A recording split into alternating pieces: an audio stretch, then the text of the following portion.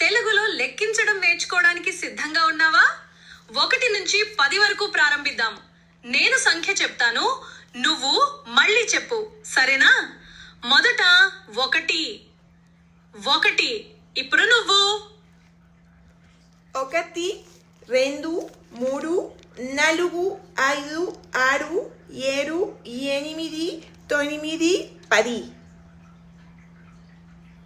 చాలా బాగా చెప్పావు. ఇప్పుడు 10 నుంచి 20 వరకు లెక్క పెడదాం. మొదట 10. ఇప్పుడు నువ్వు 10, 11, 12, 13, 14, 15, 16, 17, 18, 19, 20. అద్భుతం. ఇప్పుడు కొనసాగుదాం.